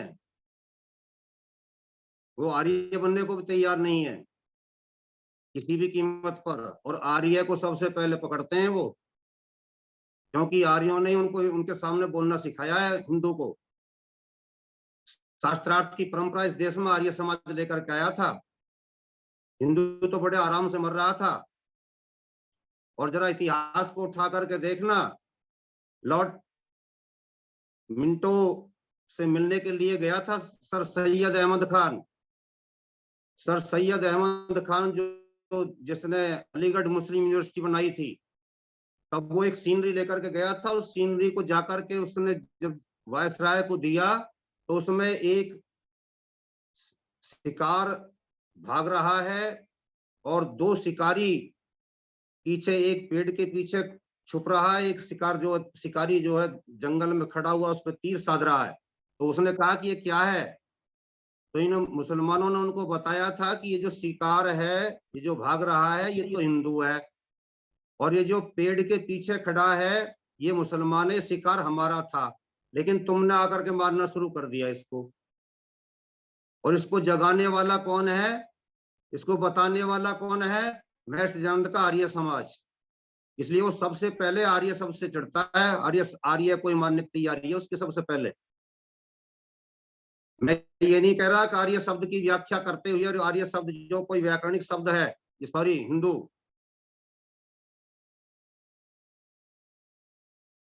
है और इस देश की एकता और अखंडता के लिए कहीं काम आ सकता है तो थोड़ी देर के लिए उसके साथ मिलने में कोई बुराई नहीं है। अकेले एक एमपी नहीं बना सकते आप लोग, एक एमएलए नहीं बना सकते, गांव का एक प्रधान नहीं बना सकते आप। इसलिए उस समाज का साथ लेना पड़ेगा, उससे अलग जाकर के एक संप्रदाय बना करके अपने आप को कल को जैनियों की तरह और पारसियों की तरह और बौद्धों की तरह खड़ा करना हो तो कर लीजिए। अलग से विचार रखूंगा किस दिन, अलग से विस्तार से। बिल्कुल बिल्कुल इस विषय को लिया जाएगा। आचार्य सुधांशु जी, गुरुकुल खेड़ा खुर्द। आचार्य सुधांशु जी मेरी आवाज सुन पा रहे हैं? आचार्य सुधांशु जी, आचार्य सुधांशु जी, आचार्य सुधांशु जी तक मेरी आवाज नहीं पहुंच पा रही है। आचार्य सत्यवीर जी, असिस्टेंट प्रोफेसर जम्मू कश्मीर, अगर मेरी आवाज सुन रहे हैं तो 2 मिनट के लिए आ जाएं। सुनील जी मोगा पंजाब, सुनील जी मोगा पंजाब। प्रेम सचदेवा जी, माननीय आर्य जी को बहुत बहुत नमस्ते, धन्यवाद। आइए सब बड़ा अच्छा विषय, जी जी, आज बड़ा अच्छा और उपयोगी विषय आपने यहाँ पे रखा है। मैं पिछले दिनों एक पुस्तक का स्वाध्याय कर रहा था, अरब में 7 साल। हाँ, ये पुस्तक लिखी हुई है पंडित रुचिराम आर्योपदेशक की। तो बहुत ही विपरीत परिस्थितियों में उन्होंने वेद के धर्म का और आर्य धर्म का प्रचार वहां पे किया। और आर्य समाज के लिए उन्होंने जो अरबी में नाम सुझाया था वो था हिजबुल्लाह। और वहां के जो बड़े बड़े सुल्तान थे, मकसद थे खारिजी फिरका से या और भी जिन जिन फिरकों से थे, वहां पे जाके वो वेद के धर्मों का प्रचार हिजबुल्लाह के नाम से या आर्य धर्म के नाम से करते थे। और केवल हिंदू ही नहीं, वहां तो बहुत कम मात्रा में हिंदू उस समय थे सिंध वगैरह में। सभी जो मुसलमान थे या अलग अलग मतलब आप जिसको कह सकते हैं उस समय, तो आज वाली जो परिभाषा है वो वहां पे उस तरह की नहीं थी जैसे आज डेफिनेशन क्लियरली मुसलमान की हिंदू की इस रूप में है। तो जो भी उनके कबीले थे या जो भी संप्रदायों के या जो भी क्षेत्रों के लोग थे, वो सभी उनकी बातों को बहुत ध्यान से सुना करते थे। जब वो वेद की बात करते थे, शास्त्र की बात करते थे, दर्शन की बात करते थे, तो उन बातों को सभी सुनते थे। और उनका अंत में वो लिखते हैं कि मैंने 7 वर्ष में लाहौर से लेकर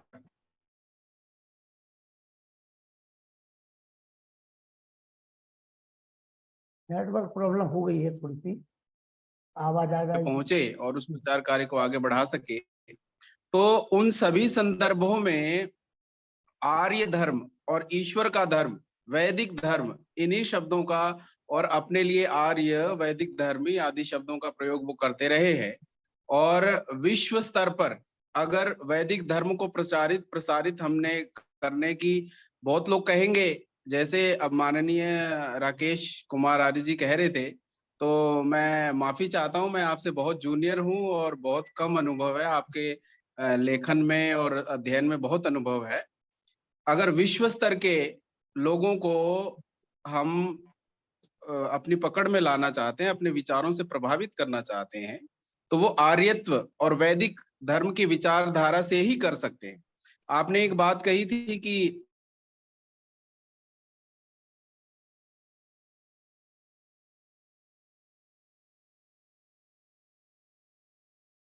मुसलमान या ईसाई आर्य बनने वाले नहीं हैं। पर मैं अभी चूंकि रिसेंटली इस किताब को पढ़ रहा था तो मेरी आंख खुली की खुली रह गई कि एक भी हिंदू नहीं, वहां हजारों लाखों लोगों से पंडित रुचिराम जी मिल रहे हैं और उनको बहुत प्रभावित करने में वो सक्षम हैं और लोग उनसे प्रभावित हो रहे हैं और बहुत सारी कुरीतियों को, बुराइयों को वो तत्काल प्रभाव से छोड़ रहे हैं। तो इसके बहुत सारे संस्मरण इन्होंने लिखे हैं।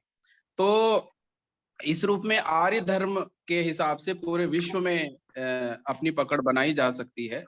तो हिंदू जो शब्द है इसके विषय में अब जैसे जैसे संघ का प्रचार या बीजेपी का प्रचार बढ़ रहा है, तो ये बेसिकली संघ का विचार है। तो हमारे लोग भी जो आर्य समाज के लोग उन संगठनों से जुड़े हुए हैं, उन व्यक्तियों से जुड़े हुए हैं, इन्फ्लुएंस्ड हैं। हमारे यहीं से सोनीपत से विश्व हिंदू परिषद के जो अंतर्राष्ट्रीय प्रचारक स्वामी विज्ञानानंद सरस्वती जी, जो वहीं से पढ़े हुए हैं सोनीपत रेवली से, उन्होंने किताब लिखी थी हिंदू के ऊपर। तो उस समय उसकी बहुत चर्चा थी, आज से 20 वर्ष पहले। और ये एक सर्वमान्यता प्रदान करने की कोशिश की जा रही है कि हिंदू शब्द को ही अपना लिया जाए। पर अगर संख्या बल को देखकर, संगठन के बल को देखकर हम एक एक अपने सिद्धांत को छोड़ते जाएंगे, तो उनका तो बहुत बड़ा आग्रह हमारे पूजा पद्धति को लेकर है, ईश्वर के स्वरूप को लेकर है, और जो बहुत समय से संघर्ष चल रहा है, मोक्ष को लेकर है, देवतावाद को लेकर है, मूर्ति पूजा को लेकर है। तो क्या हम उन चीजों से भी धीरे धीरे समझौता कर सकेंगे या करेंगे? तो वो एक बहुत ही वैसी स्थिति हो जाती है। इसलिए जो हमारे आर्यत्व का धर्म है, वैदिक धर्म का विचार है, उसके साथ हमें रहने के तर्क ढूंढने चाहिए, अपने को संतुष्ट करने के तर्क ढूंढने चाहिए। और वाकई उस विचार को लेकर अगर कहीं समस्या आ रही है, तो हम सब बुद्धिजीवी कहलाते हैं, हम सबको उसके समाधान भी उसके अनुकूल ढूंढने के प्रयास करने चाहिए। तो मैं डॉक्टर राकेश आर्य जी के लिए बहुत धन्यवाद के शब्द कहना चाहता हूँ। आपका अध्ययन बहुत व्यापक है और आज मेरा सौभाग्य है कि आपके दर्शन हुए ऑनलाइन माध्यम से। माननीय शिक्षक लखन आर्य जी के लिए भी मैं धन्यवाद के शब्द कहना चाहता हूँ। और आज के जो मुख्य वक्ता है आचार्य सुधांशु जी, उनके साथ मुझे काम करने का दिल्ली में आज से लगभग 15 वर्ष पहले मौका मिला था। हमने साथ में काम किया है थोड़े समय तक। तो वो बहुत प्राथमिक है, वो विचार बहुत प्राथमिक है आचार्य जी के, और उसको फिर से एक विद्वत्ता के आलोक में, आपकी जो विद्वत्ता है उसके आलोक में देखने की आवश्यकता है। तो मैं यही शब्द कह के, मुझे एकदम से ये बात याद आई, तो मैंने अपनी बात रखी। बहुत बहुत धन्यवाद। ओवर टू लखन लाल आर्य जी, शिक्षक जी। आर्य समाज की ये मान्यता रही है कि किसी भी विषय को लेकर के उस पर चर्चा परिचर्चा होनी चाहिए। और आर्य समाज ही एक ऐसा मंच है जहाँ पर हम सभी लोग मिलकर के बड़े उसमें शालीनता के साथ। सुनील जी मोगा पंजाब आए, उसके पूर्व प्रेम सचदेवा जी। प्रेम सचदेवा जी। जी ओम नमस्ते जी लखनलाल जी। नमस्ते जी। और नमस्ते। आज इस गोष्ठी में इतने विद्वानों को सुनकर बहुत ही अच्छा लगा। और ये टॉपिक तो बड़ा जो है सबका प्यारा टॉपिक हो गया है। लेकिन मैं भी थोड़ा सा यही कहना चाहूंगा कि अभी हिंदू जैसे मुसलमानों में कई सेक्ट हैं, उसको फिर भी वो मुसलमान ही कहते हैं। ऐसे ही क्रिश्चियंस में बहुत सारे सेक्ट हैं, उनको क्रिश्चियंस ही बोलते हैं। तो अब जब आर्य शब्द जो है वो इतना प्रचलित नहीं हो पाया, और हिंदू जो में हिंदू है 90 करोड़ हिंदू होंगे और बाकी 10 करोड़, मुझे तो नहीं लगता 10 करोड़ अपने आप को आर्य भी कहते होंगे। तो हमें थोड़ा सा इस पर विचार करना चाहिए कि हम हिंदू में ही आर्य हैं, ऐसा कर सकते हैं, या आर्य में हिंदू हैं।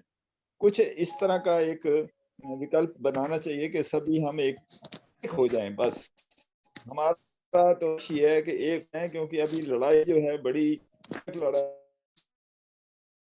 होने वाली है। तो इसलिए मैं अपनी वाणी को विराम दूं।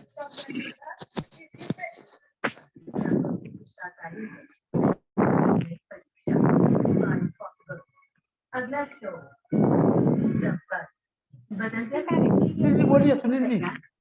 ओम नमस्ते जी सबको जी। बहुत ही अच्छा टॉपिक तो रखा है इसमें, लेकिन वैदिक और हिंदू में जो ये एक सामंजस्य बनाने की आवश्यकता है। जैसे सामंजस्य बने, क्योंकि ये सभाओं का विशेष कार्य होता है, तो अगर ऊपर से नीचे तक सुधार हो तो ये सारा संभव है। और हम महर्षि दयानंद जी और वेद की बातों को आगे रखेंगे तो निश्चित रूप से समाज बहुत उन्नति करेगा। जैसे डॉक्टर राकेश जी के विचार हैं, डॉक्टर सत्यप्रिय जी ने कहे या अन्य विद्वानों ने, तो निश्चित रूप से हमें मार्गदर्शन की आवश्यकता है, जिससे एक भाव बढ़े और एकता विचारों में, तभी संभव सब एक हो पाएंगे। जी चंद्रशेखर धन्यवाद। शर्मा जी, चंद्रशेखर शर्मा जी। हाँ नमस्ते।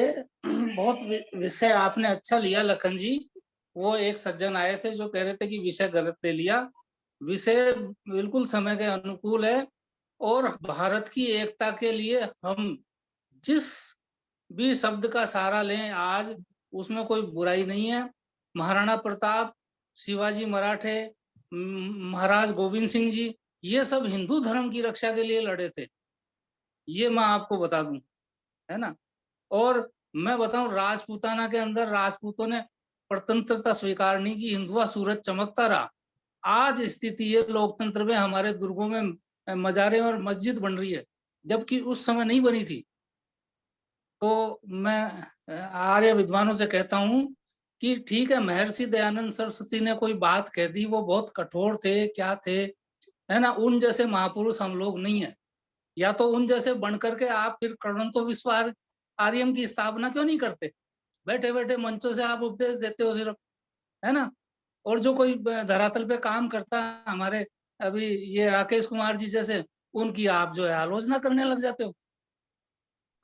इसलिए मेरा निवेदन यही है कि हिंदू, आर्य, खालसा ये सब एक हैं, अलग नहीं है। धन्यवाद। बहुत बहुत मैंने आभार। कुछ कठोर बोल दिया तो क्षमा करना, कोई है बात ना। नहीं, कोई बात नहीं, क्योंकि कोई बात इस समय भारत की सुरक्षा और अपने वैदिक संस्कृति की रक्षा करना अति आवश्यक है। नहीं। बिल्कुल। आचार्य सुधांशु जी मेरी आवाज सुन पा रहे हैं क्या? आचार्य सुधांशु जी, आचार्य सुधांशु जी मेरी आवाज नहीं सुन पा रहे हैं। कोई बात नहीं, 2 शब्दों में उपसंहार करेंगे डॉक्टर राकेश कुमार आर्य जी। मुनि जी, मुनि जी आप कहाँ हो? आओ हमें आके बचा लो मुनि जी। इस कार्यक्रम में उपस्थित सभी दिव्य आत्माओं, मेरा भी उद्देश्य केवल इस समय राष्ट्र निर्माण के दृष्टिकोण से, क्या मुझे नहीं बोलना था आर्य जी, नहीं, लखनलाल जी? आप ही को बोलना है, आप ही को बोला है मैंने। मेरा उद्देश्य केवल यही है कि हम सर्व समन्वय का दृष्टिकोण अपनाएं। हिंदू शब्द की प्राचीनता पर यहाँ चर्चा हो रही थी। हिंदू अपनाना चाहिए, नहीं अपनाना चाहिए, इसका क्या हो जाएगा, कल को क्या परिणाम आएंगे, इस पर चर्चा नहीं थी। हिंदू एक गाली है या नहीं है, या इसकी उत्पत्ति कहाँ से हुई, चर्चा इस तक थी। इसको आगे बढ़ा करके कुछ लोग ले गए, वो उचित नहीं था। आज हमको इसके साथ समन्वय स्थापित करके एकता का परिचय देकर के आगे बढ़ने की आवश्यकता है। इसको हम समझेंगे और ये चर्चा विद्वानों के बीच में चलती हैं। शास्त्रार्थ होता है तो एक सत्यार्थ भी निकलता है, और सत्यार्थ निकलता है तो एक निष्कर्ष निकलता है, निष्कर्ष निकलता है तो फिर एक क्रियान्वयन की प्रक्रिया तय होती है, स्वरूप लेती है, और जब क्रियान्वयन होता है तो उसके एक अच्छे परिणाम की तरफ हम सब बढ़ते हैं। इसलिए समय के अनुसार कैसे हम इसके साथ समन्वय स्थापित कर लें और कैसे हम सब मिलकर के एक राष्ट्र का निर्माण करने में सक्षम और सफल हों, अपने सिद्धांतों की भी रक्षा हो सके, वैदिक सिद्धांतों के अनुसार वैदिक राष्ट्र भी बन सके, वैदिक राष्ट्र के साथ साथ हमारे जो को उस संविधान के भीतर स्थापित किया सके। अभी हम और आर्य जी, लखनलाल आर्य जी जो इन कार्यक्रमों में व्यस्त रहे हैं, वहां से हमने प्रधानमंत्री मोदी जी के लिए लिख करके भेजा है, प्रदेश के मुख्यमंत्री के लिए लिख करके भेजा है, और उसमें हमने लिखा है कि कृण्वन्तो विश्वमार्यम और वसुधैव कुटुंबकम को यूएनओ का जो है सूत्रवाक्य बनवाइए। आप काम कर रहे हैं, करिए, और वेद के संगठन सूक्त को इस देश के संविधान के मौलिक कर्तव्यों के साथ आरोपित कीजिए। तो क्या इससे देश का निर्माण नहीं हो सकता? क्या इससे आर्य राष्ट्र का निर्माण नहीं हो सकता? हम अपनी आवाज तो उठाएं। एकदम हम मर जाएंगे आर्य की जगह, मतलब आर्य के स्थान पर हिंदू लिखते ही। क्या हमारे भीतर चेतना तब नहीं रहेगी? तब भी करें और उसी के लिए करें, परंतु वो समाज आपका बना रहे, इतना विवेक भी होना चाहिए, इतनी समन्वय की बुद्धि भी होनी चाहिए तारतम्य स्थापित करने की। खैर, मैं भूमिका बनाने के लिए या भाषण देने के लिए फिर नहीं आया हूँ। मैं सभी का हृदय से अभिनंदन करता हूँ, धन्यवाद ज्ञापित करता हूँ। आप सबने बहुत अच्छे विचार दिए हैं। मेरे शब्दों से भी किसी को अगर चोट पहुंची हो तो मैं उसके लिए क्षमा प्रार्थी हूँ, क्योंकि चर्चाओं में कई बार भाषाएं थोड़ी उत्तेजित हो सकती हैं, लेकिन ऐसा उद्देश्य नहीं होना चाहिए, ऐसा लक्ष्य नहीं होना चाहिए। हृदय की पवित्रता से शब्द निकलने चाहिए, और हृदय की पवित्रता से निकले हुए शब्दों के आधार पर सबका सम्मान भी रहना चाहिए। हम कहें, सुने और फिर एक निष्कर्ष पर पहुंचे। इसी के साथ अपनी वाणी को विराम देता हूँ। ओम शांति। दया आर्या जी, मातृ शक्ति की भी इसमें भूमिका होनी चाहिए। आइए दया आर्या जी। ये बड़ा चिंतनीय और गंभीर विषय है वास्तव में। और मैं एक बार एक आदरणीय बहन विदुषी के साथ बैठी थी, तो उन्होंने भी यही कहते भी लुगात डिक्शनरी में ये लिखा है, ये लिखा है, तो उन्होंने भी ये कहा कि हिंद कुश के आसपास जो लोग रहते थे, हिंद पर्वत के, तो हिंदू शब्द, हिंदी शब्द ये ले लिया गया। अब हमें तो आज का जो बहुत ही बढ़िया कई विद्वानों से ये सुनने को मिला है, तो इसमें कोई पौराणिकता नहीं बढ़ेगी, लेकिन आर्य शब्द जो है उसको लुप्त न होने दें और इनका मिलान कैसे हो, क्योंकि बोधी गांव में मेरा जाना बहुत ज्यादा होता है, तो जितने भी हमारे छोटे तबके के लोग हैं जिनको हरिजन कहते हैं या बैकवर्ड हैं, वो बोधी होते जा रहे हैं, यज्ञ के प्रति उनकी रुचि खत्म करते जा रहे हैं लोग। तो इसीलिए समन्वय किसी पर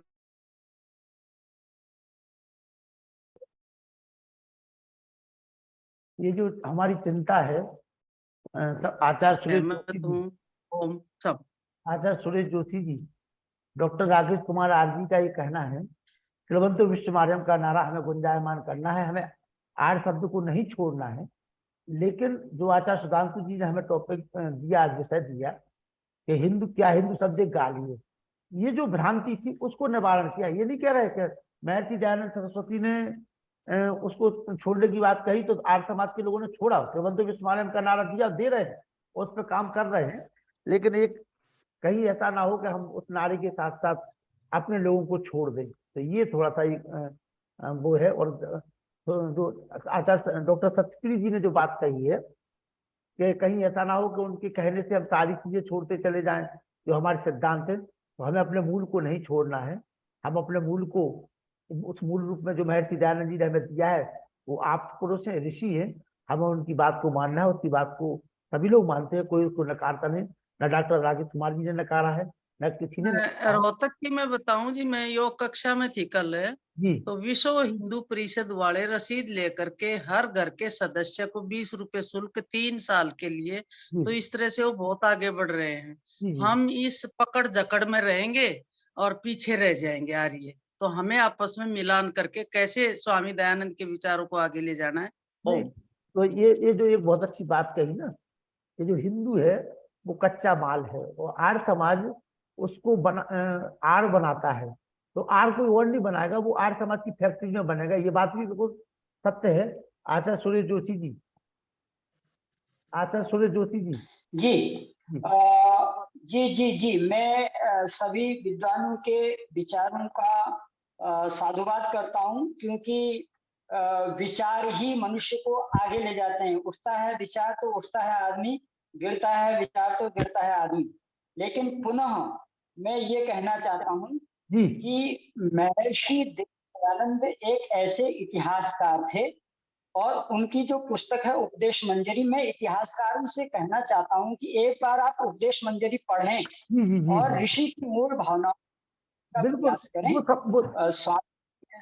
ऋषि की मूल भावना स्वामी श्रद्धानंद ऋषि दर्शनानंद जी, मैं एक इतिहास बताना चाहता हूँ आपको। स्वामी श्रद्धानंद जी और दर्शनानंद जी दोनों समकालीन थे। अगर इतिहासकार थोड़ा इधर भी ध्यान देंगे तो कोई नई चीज उनको मिल सकती है, और दोनों की विचारधाराओं में अंतर था। स्वामी दर्शनानंद जी का उद्देश्य था कि हम आर्य भाषा में ही विदेशों में वेदों को ले जाएंगे, और स्वामी श्रद्धानंद का विचार था कि हम आंग्ल भाषा में विदेशों में वेदों को ले जाएंगे, और दोनों के विचार अलग अलग हो गए और दोनों ने अलग अलग गुरुकुल खोले। और स्वामी श्रद्धानंद जी का गुरुकुल कांगड़ी गुरुकुल खुला। यद्यपि कांगड़ी गुरुकुल ने आज विश्व में बहुत बड़ी उपलब्धि प्राप्त कर ली है, परंतु स्वामी दर्शनानंद जी ने जो गुरुकुल खोला, जितने भी विद्वान निकले उसी गुरुकुल से निकले। सैद्धांतिक विद्वान, शास्त्रार्थ महारथी सब स्वामी दर्शनानंद जी के गुरुकुल से निकले। तो इस चीज को भी हम देखें, अगर हम दूर दृष्टि से देखें तो स्वामी श्रद्धानंद के मूल में महर्षि दयानंद हैं, इसको पकड़ लें आप। स्वामी श्रद्धानंद के मूल में महर्षि दयानंद हैं तो सारी समस्या हल हो जाएगी। बिल्कुल और बिल्कुल, निश्चित हम कहता हूँ जी मूल को नहीं छोड़ेंगे, जलवंतो विश्वमानम का नारा ही लगाएंगे और अपने नाम के आगे लखनलाल आर ही लगाएंगे, आप चिंता ना करें। मैं आपको जी लेकिन हिंदू को भी साथ लेकर चलेंगे। हाँ, साथ लेकर भाई मेरा निवेदन ये है कि जो आप आर्य विद्वान हमेशा महर्षि दयानंद सरस्वती के आगे और पीछे किसी को देखते ही नहीं है। मैं कहता हूँ अगर मैं कहता हूँ शंकराचार्य नहीं होते तो क्या स्वामी मूल शंकर पैदा हो सकते थे क्या? सारा हिंदुस्तान बौद्ध हो जाता है। कुमारिल भट्ट और ये शंकराचार्य नहीं होते तो आप मुझे ये बताओ, आप पूर्वज ऋषियों का नाम क्यों नहीं लेते? बहुत ये अच्छी हम आर्य समाजियों की एक कमी है कि हम हमारे जो उससे पूर्व जो जितने ऋषि मुनि हुए जिन्होंने आर्य संस्कृति के लिए अपना बलिदान किया। मैं कहता हूँ आदि शंकराचार्य को भी कई बार जहर पीना पड़ा। ऐसी बात नहीं है कि केवल दयानंद जी ने ही जहर पिया है। आप उनकी भी जीवनी पढ़ें, है ना। ये तो समझो कि उनकी आयु तो बहुत कम थी, 31 वर्ष की आयु में उनको नश्वर देह त्यागनी पड़ी। ठीक है ना जी। अब और महर्षि, हाँ भाई, हमारे जो सप्त ऋषि हैं उनसे लेकर के शंकराचार्य तक का कोई नाम उल्लेख ही नहीं लेते, और केवल दयानंद सरस्वती। अरे दयानंद सरस्वती के हम बहुत आभारी हैं हम, लेकिन हम दयानंद सरस्वती हुए कैसे? भाई उनके पूर्वज थे जब ही तो दयानंद सरस्वती हुए। तो पूर्वजों का सम्मान करना सीखो, उनका श्राद्ध और तर्पण नहीं करोगे नाम लेकर के तो कभी सुखी नहीं रह पाओगे। ये मैं कह रहा हूँ, चंद्रशेखर शर्मा दावे से कह रहा हूँ, नहीं तो आर्य समाज आज अलग थलग क्यों रह रहा है? इसका कारण एक ये सब बड़ा है कि अपने पूर्वजों को श्राद्ध और तर्पण, कहने का मतलब श्राद्ध और तर्पण आपके आर्य समाज के हिसाब से ही दो, यानी उनके बातों पे चलो, उनकी ऐसी बातों पे चलो जो आर्य समाज की मान्यता के अनुकूल है। ठीक है ना। हाँ, और निराकार क्या होता है? अरे जब ये इतना पूरा ब्रह्मांड है जो सब कुछ बनाया हुआ, जिसके अंदर ईश्वर, तो निराकार आप सर्वशक्तिमान कह सकते हो, आप उनका जो है अंतर्यामी कह सकते हो, और शांति जहाँ दयानंद सरस्वती के कुछ शब्दों में अगर मान लो कोई परिवर्तन होता हो सत्य के हिसाब से तो करना चाहिए। अब हमें किसी की नहीं सुनना, रुक्मणी जी को बुलाइए। रुक्मणी जी कहाँ है? धन्यवाद, रुक्मणी जी, धन्यवाद साहब, मेरे को आपने सुना, बहुत बहुत धन्यवाद। आचार्य रुक्मणी जी कहाँ है? हम उनकी सुनेंगे, अब किसी की नहीं सुनेंगे हम। जी जी, रुक्मणी जी आ रहे हैं और ये हमारे लिए हमें नहीं सुनना आचार्य जी की, हमें नहीं सुनना, हमें बहन रुक्मणी जी की सुनना है। अब आपकी नहीं सुनेंगे हम, बहुत सुन ली हमने आप। आचार्य रुक्मणी जी को नहीं, अब तो मंडन मित्र साथ करेंगी, वही बुलाइए। कोई नहीं लेता, आइए। मंडन मित्र साथ जैसे नहीं होगा। आचार्य रुक्मणी जी को बुलाइए। अब शांति, आइए शांति, एक शांति का भजन सुनाइए हमारे लिए, ताकि चारों शांति हो जाए। आर्य समाजी है तो का नाम लेता और कोई नहीं लेता। बहन रुक्मणी जी, एक शांति का गीत सुना दीजिए हमें, ताकि पूरे संसार में, विश्व में शांति हो जाए। आइए। शांति कीजिए सुनाइए। और बहुत अच्छी चर्चा चल रही है। मेरा एक ही बात कहना है कि जिसने महर्षि दयानंद, अरे आपको कहना नहीं है कुछ, आपको कुछ नहीं कहना है, कुछ मत कहिए आप तो केवल भजन सुनाइए, कुछ मत बोलिए। अब हमें शांति चाहिए, शांति ना। अब बोलना नहीं है आपको केवल भजन सुनाना है। आपको भजन सुनाइए जी,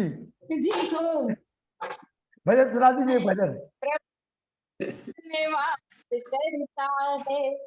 प्रभु हर दिल में वास करता है, वो जर्रे जर्रे में समाया है, उसकी महिमा को जानते ही नहीं, उसकी महिमा को जानते ही नहीं, जिसने संसार को रचाया है, प्रभु हर दिल में वास करता है, प्रभु हर दिल में वास करता है, वो जर्रे जर्रे में समाया है, उसकी महिमा को जानते ही नहीं, उसकी महिमा को जानते ही नहीं, जिसने संसार को करता है। नील नभ में ये सितारे देखो, बड़े रंगीन नजारे देखो, नील नभ में ये सितारे देखो, बड़े रंगीन नजारे देखो, बहती वायु के फव्वारे देखो, कहीं बादल की गरज, कहीं बिजली की चमक, कहीं बादल की गरज, कहीं बिजली की चमक, करिश्मा भी क्या दिखाया है, प्रभु हर दिल में वास करता है। बहुत बहुत धन्यवाद आचार्य रुक्मणी जी का। और मेरी बेटी जो गुरुकुल चोटी प्रणाम है वो नमस्ते आपसे करना चाहती, ताकि आप लोग उसको अपना आशीर्वाद दे दें। और नमस्ते करो बेटा, आवाज आ रही मेरी? नमस्ते। दया जी मेरी आवाज आ रही है? दया जी